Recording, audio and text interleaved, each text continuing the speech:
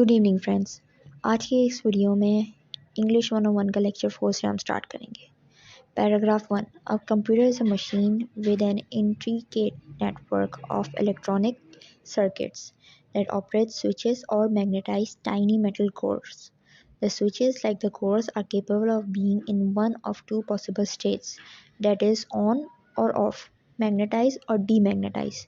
The machine is capable of storing and manipulating numbers, letters, and characters. The basic idea of a computer is that we can make the machine do what we want by putting signals that turn certain switches on and others off, or that magnetizes or demagnetizes the core. अच्छा, अब इसमें topic क्या हुआ? Topic तो सीधा सा ये हुआ कि बता रहा है कि कंप्यूटर एक मशीन है जो ये चीज़ कर सकती है तो वो चीज़ कर सकती है। टॉपिक इसका हम बोलेंगे कंप्यूटर इज़ अ मशीन। फिर मेन आइडिया क्या है? We can make the machine do what we want it to do. अब ये इस बात का मेन आइडिया कि भाई इसमें बता रहा है ये ऑन भी हो सकता है, ऑफ भी हो सकता है, मैग्नेटाइज डीमैग्नेटाइज, ये सारी चीज़ें हो सकती हैं। अब मशीन में हम अलग अलग चीज़ें स्टोर भी कर सकते हैं और उनको मैनिपुलेट भी कर सकते हैं, यानी चेंज एडिट कर सकते हैं ऐसे करके। तो ये हम खुद कर सकते हैं ना मशीन के लिए, मशीन को करवा सकते हैं कि भाई ये काम करे वो काम करे। तो मेन आइडिया इसका ये होगा कि भाई हम मशीन से क्या क्या करवा सकते हैं। अब सपोर्टिंग आइडिया कैसे पता लगाएगा? Machine is capable of storing and manipulating numbers, letters and characters. यानी आपने जो मेन आइडिया है उसको सपोर्ट करने के लिए आप कुछ बताइए कि ऊपर क्या लिखा हुआ है ऐसा जो आप कहते हो कि हाँ ये उसको सपोर्ट कर रहा है मेन आइडिया को। तो ये बात जो हमने यहाँ पे पढ़ी है कि machine is capable of storing and manipulating numbers, letters and characters, ये हमारे मेन आइडिया को सपोर्ट कर रही है। इस वजह से हम कह देंगे कि ये हमारा सपोर्टिंग आइडिया है। अब इसी में से चूज़ द करेक्ट कर लेते हैं। इसमें तो बहुत सारे ऑप्शन दिए हुए थे लेकिन मैंने यहाँ पे वही छोड़े हैं, सिर्फ जो हमारे हैं नीचे आंसर। अब हमारे पास है every computer has circuits for performing arithmetic operations, operating switch और मैग्नेटाइज कोर। जैसे स्विच होता है तो मैग्नेटाइज कोर होता है, ये हमने ऊपर पढ़ लिया अभी कि स्विच है ऑन ऑफ या मैग्नेटाइज डीमैग्नेटाइज है। फिर a dash with a screen is normally refer to as R C R T display unit. अब ऊपर वाले पैराग्राफ में ये चीज़ मौजूद नहीं है लेकिन हमारे पास जो स्क्रीन होती है, जो मॉनिटर होता है हमारा, वो अक्सर, अब तो नहीं लेकिन पहले जो होता था वो सी आर टी डिस्प्ले कहलाता था। जैसे हमारे पास पहले होते थे बड़े वाले मोटे मोटे वाले टीवी, कितने बड़े बड़े होते थे, हमारे पास मॉनिटर भी इतने बड़े बड़े होते थे, तो वो सारे सी आर टी डिस्प्ले कहलाता है, यानी cathode ray tube. Cathode ray tube वाला अगर आप लोगों ने साइंस से मैट्रिक किया है तो आप लोगों को पता होगी, हमारे पास केमिस्ट्री में आ जाती है ये टॉपिक कि भाई ये चीज़ क्या होती है। तो उस तरीके के बने हुए यूनिट को आप कहते हो सी आर टी यूनिट।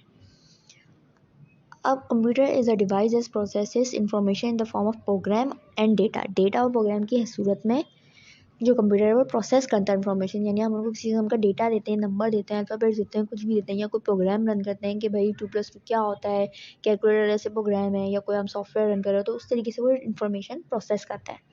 अब वो कहाँ स्टोर करता है इस इन्फॉर्मेशन को? मेमोरी में अपनी। कार्ड रीडर्स, टेप ड्राइवर्स और disk drivers are different medium of inputting information. अब tape drivers, disk drivers, card driver, ये सारे types of memory storing units हैं। यानी हम कार्ड रीडर्स, पहले मोबाइल में कार्ड रीडर लगते थे, एसडी कार्ड्स अभी भी लगते हैं लेकिन पहले ज़्यादा लगते थे, यही कार्ड रीडर्स कहा जा रहा है कि भाई ये कार्ड रीडर्स मेमोरी कार्ड जो एक्सटर्नली हम बाहर से लगा सकते हैं वो। टेप रीडर्स, पहले टेप पे आता था पूरा डेटा हमारा रिटर्न, अब उसको रीड करता चला जाता था कंप्यूटर। फिर आपके पास आ गई डिस्क ड्राइव। डिस्क ड्राइव अभी जो हार्ड ड्राइव्स आपके पास आई हुई हैं उसके बारे में बात कर रहा है। तो ये डिफरेंट डिफरेंट मीडियम्स में इनपुट लेता है, यानी अलग अलग तरीके से लेता है। तो अब लेक्चर 5 और सेक्टर 6 पे बढ़ते हैं। अब लेक्चर 5 6 ऐसे मैंने कंबाइन इसलिए कर दिया क्योंकि ये दोनों काफ़ी शॉर्ट है, इसमें कोई एक्स्ट्रा बात नहीं बताई गई, कोई चीज़ नई चीज़ नहीं सिखाई गई है ऐसी जो सेपरेट इनके अलग लेक्चर बनाए जाएँ। अब खैर, रेफरेंसेस क्या होता है? References are sometimes relative pronouns, sometimes demonstrated pronouns या एडवर्ब्स। एडवर्ब होते हैं या प्रोनाउन होते हैं, इनमें से कोई ना कोई एक चीज़ होती है। अब किस किस्म के वर्ड्स हो सकते हैं वो हम आगे अभी पढ़ेंगे। दूसरी चीज़ होती है हमारे पास कनेक्टिव्स। कनेक्टिव्स क्या है? Now you will look at another kind of link which is made by conjunctions that join ideas into some kind of relationship within the text. यानी जैसे हम कंजक्शन, आप लोगों को पता ही होगा कि क्या है, एंड और बट, यानी वो अल्फाज जो दो जुमलों को जोड़ दें उनको हम कंजक्शन कहते हैं। अब क्या है कनेक्टिव? क्या है कनेक्टिव? को आप अक्सर ये भी बोल सकते हैं ट्रांसलेशनल मार्कर्स, ठीक है। अब ये क्या करते हैं? ये ऐसे वर्ड हैं जो आपस में कंबाइन कर दें, या तो रिजल्ट दिखाएं, कॉन्ट्रास्ट, कंपैरिजन, कॉज इफेक्ट, या कोई और ऐसी चीज़ बता रहे हैं। कनेक्टिव अक्षर आइडियाज़ लिंक कर रहे होते हैं कि भाई एक में सेंटेंस में कोई बात हो रही है तो दूसरे सेंटेंस में भी वही बात है, आप उसको लिंक करते हुए बोलोगे कि लगे ऐसे एक ही जुमला है। अब यहाँ पे 4 सेंटेंसेस दिए हुए हैं, उसके अंदर जो रेफरेंस है किसी चीज़ का उसको लेटराइज किया हुआ है और जो कनेक्टिव्स हैं उसको अंडरलाइन किया हुआ है कि भाई किस तरीके से दूसरे जुमले को कनेक्ट कर रहा है प्रॉपरली। अब है mister Salman bought a new car. अब न्यू कार का रेफरेंस दिया जा रहा है, सेंटेंस में बताया जा रहा है कि भाई उन्होंने ये नई गाड़ी खरीदी, और रेफरेंस का मतलब हवाला दिया जा रहा है उसका। अब हिज को अंडरलाइन किया हुआ है, his children haven't seen it yet. अच्छा, his children haven't seen it, पर हिज यहाँ पे नहीं होता तो क्या होता है भाई, कौन से चिल्ड्रेन, किस चिल्ड्रेन की बात हो रही है। हिज जुमले को जोड़ रहा है, उन दोनों जुमले को आपस में जोड़ रहा है कि भाई उनके जो बच्चे हैं उन्होंने अभी नहीं देखे। वैसे सेकंड लाइन हमारे पास, our neighbours old car didn't work. Car का रेफरेंस दे रहा है, भाई गाड़ी की बात है कि गाड़ी नहीं चली, हमारे जो नेबर्स थे उनकी पुरानी गाड़ी। But their new one is fine, यानी लेकिन उनकी जो नई गाड़ी है वो सही है। यहाँ पे जो बट लिखा हुआ है वो दोनों को आपस में जोड़ रहा है। फिर थर्ड सेंटेंस हमारे पास है, everyone seems to think the chairman is guilty. अब द चेयरमैन इज़ गिल्टी ये रेफरेंस है, क्योंकि इस जुमले में कोई और चीज़ सेंस नहीं बनाएगी, कुछ जुमले को कोई मीनिंग नहीं मिल रही जब तक हम इस बात को रेफर करके ना बोलें, वरना तो ये बन जाएगा एवरीवन सीम्स टू थिंक, क्या सीम्स टू थिंक, आगे जो वर्ड लिखे हुए हैं वही उनका रेफरेंस है। If so he will probably resign. अच्छा, अब यहाँ पे इफ़ सो भी हमारे पास एज अ कनेक्टिव्स काम करता है, जो कि दो जुमलों को आपस में जोड़ा है। अगर यहाँ पे सो नहीं आता तो ये दोनों जुमले आपस में नहीं जोड़ रहे होते। वैसे ही फिर इसके आगे ही तीसरा जुमला भी इसमें जोड़ रहा है कि सेम मीनिंग इसमें ऐड हो रही है। If not we should apologise to him. अब नॉट भी, अब देखें सो इफ़ नॉट, ठीक है, ये सारे आपस में अगर एक साथ आते हैं ना तो ये ज़्यादा सेंस बनाते हैं। यानी सो लिखा हो तब भी सही है, लेकिन इफ़ के साथ सो लग रहा है तो डेफिनेटली कनेक्टिव ही है। वैसे नॉट है, नॉट तो अकेले कुछ नहीं मीनिंग लगाएगा, अगर हम दो जुमलों के बीच में नॉट लगा दें तो वो सही से सेंस नहीं बनाएगा, लेकिन हम इफ़ के साथ नॉट लगाते हैं तो फिर वो दोनों जुमले कंबाइन भी हो गए और वो ज़्यादा सेंसिबल भी लग रहे हैं। कोई भी चीज़ पता लगाने से पहले कि भाई ये है रेफरेंस है, ये क्या है, ये वर्ब है, ये नाउन है, आप एक बार पूरे सेंटेंस को पढ़ें और उसके बाद समझने की कोशिश करें कि ये सामने वाला बोल क्या रहा है। उसके लिहाज से आपको पता चल जाएगी कि भाई ये अभी वर्ब के फॉर्म में उसको बोलना चाह रहा है या वो नाउन की तरीके से उसको बोल रहा है, क्योंकि कुछ वर्ड्स की स्पेलिंग सेम होती है, नाउन और वर्ब के फॉर्म में सेम ही तरीके से लिखा जाता है, लेकिन हमें जुमला पढ़ के समझना पड़ता है कि इसमें किस तरीके से उसको लिखा गया है। अब number 4, Mrs Mahmood thought the new curtains were a waste of money. अब रेफरेंस क्या दिया हुआ है, बताया हुआ है कि भाई ये क्या सोच रही थी, सोच रही थी कि जो नए पर्दे हैं वो बिल्कुल पैसे बेकार हो गए, उसकी वजह से ख़राब हो गए, हमारे पैसे ज़ाया गए उसमें। And Saima her daughter in law thought the same, और उनकी जो डॉटर इन लॉ थी वो भी यही चीज़ सोच रही थी। द सेम, इसमें कनेक्टिव द सेम है क्योंकि ये जोड़ रहा है इन दोनों जुमले को। अगर द सेम यहाँ नहीं लिखा होता तो क्या कहना है कि ये जुमला आपस में एक ही बात कह रहा है या एक ही सेंटेंस का पार्ट है, किसी भी तरीके से नहीं पता लगता हमें बिल्कुल भी। खैर, अब हम आगे बढ़ते हैं। अब हम देखें, हमारे पास होते हैं वर्ड्स दैट सिग्नल रिजल्ट। कुछ अल्फाज ऐसे होते हैं जो किसी किस्म का रिजल्ट बता रहे होते हैं कि भाई फला फला चीज़ करने के बाद ये रिजल्ट उसका निकला, जैसे कि thus, therefore, as a consequence, hence, accordingly, consequently, सारे ऐसे वर्ड हैं जो किसी किस्म का रिजल्ट बता रहे हैं। ठीक है, फिर हमारे पास वर्ड्स होते हैं जो कॉन्ट्रास्ट। कॉन्ट्रास्ट बेसिकली ये बता रहा है, but in contrast, conversely, however, instead. जैसे एक तो हमारे पास होता है कंपैरिजन, जो नीचे दिया हुआ है, दोनों चीज़ों को कंपेयर कर रहा होता है। कॉन्ट्रास्ट बता रहा होता है कि दूसरी चीज़ किससे बेहतर है, कि भाई इन कॉन्ट्रास्ट वो रेड ड्रेस ज़्यादा अच्छी लग रही थी कंपेयर टू ब्लू ड्रेस, तो इस तरीके से बोला जाएगा। अब उसी तरह में हमारे पास है इलस्ट्रेशन और एग्जाम्पल, यानी वो वाले वर्ड जो इलस्ट्रेशन या एग्जाम्पल शो कर रहे हो, for example, to illustrate, once, for instance, ये सारे वर्ड्स आ जाएंगे। फिर आपके पास वर्ड्स हैं जो कॉज और इफेक्ट शो कर रहे हैं, यानी ये हुआ तो फिर वो रिजल्ट निकला।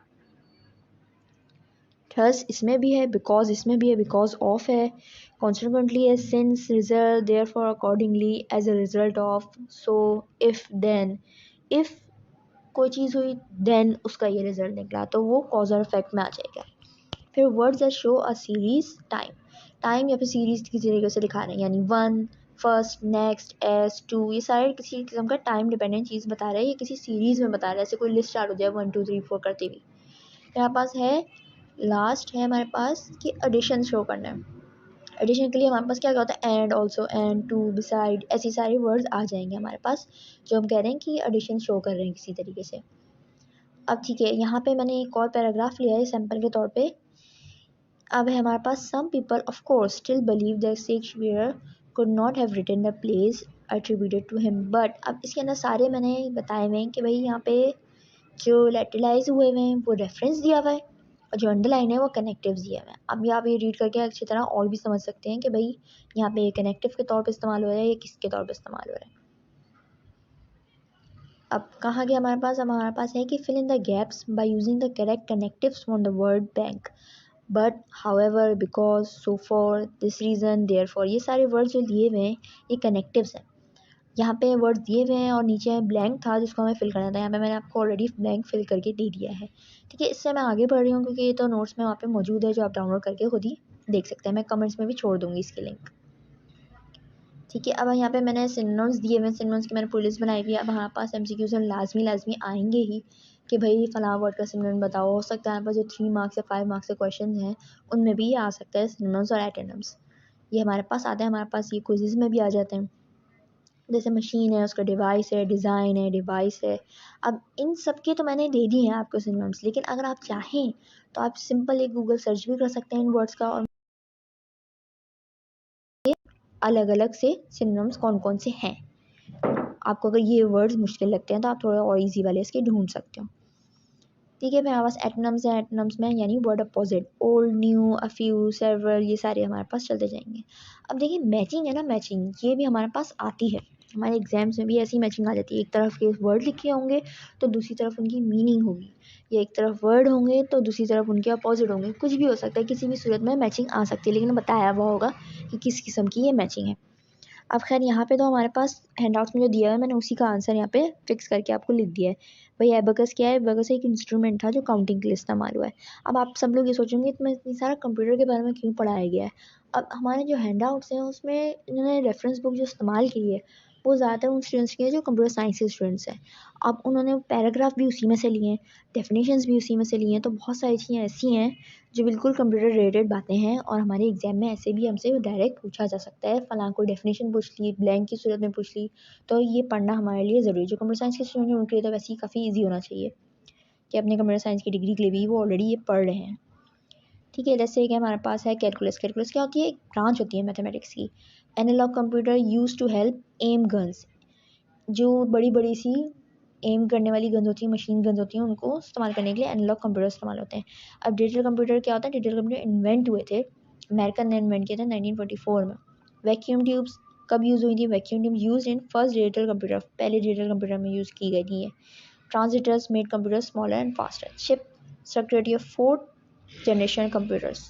Microminization, the direction of mechanization onto a chip. Slide rule, the instrument used for doing multiplication, division used in mathematics. सही है, लॉगरिथम क्या है, मैथमेटिक्स में इस्तेमाल होता है। ठीक है, तो आज के लेक्चर के लिए इतना ही।